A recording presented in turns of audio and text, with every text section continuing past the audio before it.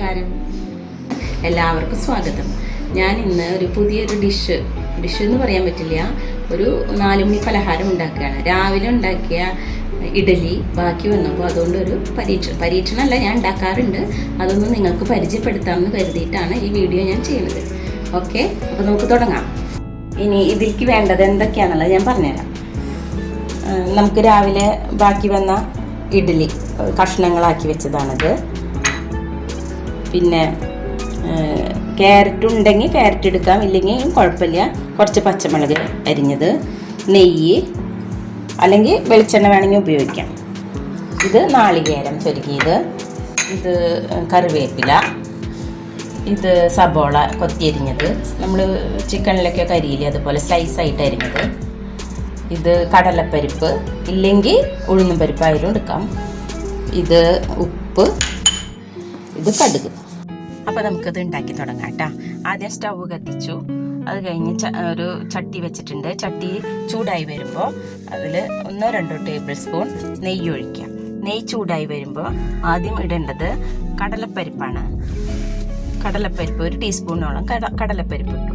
കടലപ്പരിപ്പ് നന്നായി ഇളക്കി അതൊന്ന് ചൂടായി വരുമ്പോൾ നമുക്ക് അതിലേക്ക് കടുക് ആഡ് ചെയ്യാം.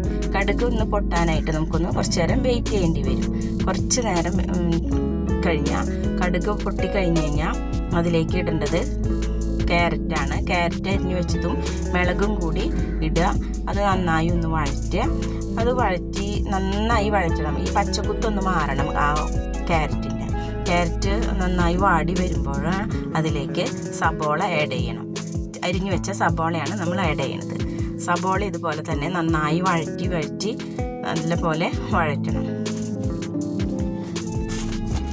സബോള കുറച്ചും കൂടെ ഇട്ടാലും കുഴപ്പമൊന്നുമില്ല. അതോടുകൂടി തന്നെ വേപ്പിൻ്റെ ഇലയും നമുക്ക് ആഡ് ചെയ്യാം. അത് വഴഞ്ഞു വരുമ്പോഴേക്കും ഉപ്പ് ചേർക്കാം. കുറച്ച് 1/2 ടീസ്പൂണോളം ഉപ്പ് ചേർക്കാം. ഇഡലിയിൽ ഓൾറെഡി ഉപ്പുള്ള കാരണം ഈ ഐറ്റംസിലേക്കുള്ള ഉപ്പ് മാത്രമേ വേണ്ടൂ. പിന്നെ ചേർക്കുന്നത് ഇതാണ്, ഇഡലി ആണ് ചേർക്കുന്നത്. പിന്നെ നാളികേരം ചേർക്കുക. അത് എല്ലാം കൂടി നന്നായി മിക്സ് ചെയ്യുക. നന്നായി വഴറ്റി മിക്സ് ചെയ്യുക. ഒരു കാര്യം ശ്രദ്ധിക്കേണ്ടത്, ഈ നാളികേരം ചേർത്തതിന് ശേഷം അധിക സമയം ചൂടാക്കേണ്ട ആവശ്യമില്ല. പെട്ടെന്ന് തന്നെ തീ ഓഫ് ചെയ്തിട്ട് ഒന്നും കൂടെ ഒന്ന് മിക്സ് ചെയ്ത് നമ്മുടെ ഇന്നത്തെ 4 മണി പലഹാരം റെഡിയായി.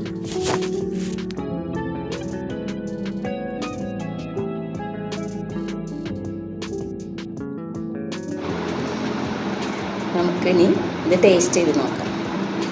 ചൂടുണ്ട്, എടുക്കുമ്പോൾ ഈ എല്ലാം കൂടിയിട്ട് കൊടുക്കാം. കുഴപ്പമില്ല, നന്നായിട്ട്.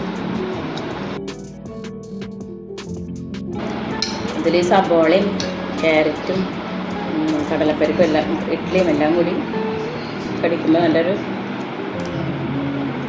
അപ്പോൾ ഇതുവരെ ട്രൈ ചെയ്യാത്തവർ ഉണ്ടെങ്കിൽ ട്രൈ ചെയ്യാം, അഭിപ്രായം പറയാം, സബ്സ്ക്രൈബ് ചെയ്യുക, ഷെയർ ചെയ്യുക, ലൈക്ക് ചെയ്യുക. Okay, thank you.